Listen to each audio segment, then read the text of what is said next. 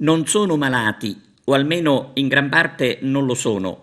Si tratta semplicemente di delinquenti che agiscono indisturbati. Piromani, la piaga di ogni estate, un attacco all'incolumità pubblica. Ecco allora l'esigenza di fermare la mano di questi individui.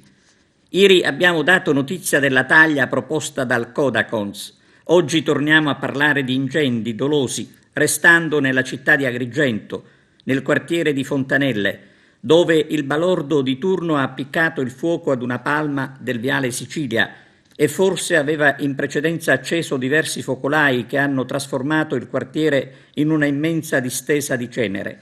Il fuoco nei giorni scorsi aveva lampito le scuole e prima gli uffici del catasto e la ferrovia. Una nota dolente che purtroppo si ripete non solo a Fontanelle, ma è nel quartiere agrigentino però che si registra l'assenza assoluta di prevenzione, con le sterpaglie lasciate ai bordi delle strade in piena estate, agevolando i delinquenti. Basterebbe poco per evitare danni e lo scempio che è sotto gli occhi di tutti. Basterebbe prevenire, ma è quello che non si fa in maniera adeguata.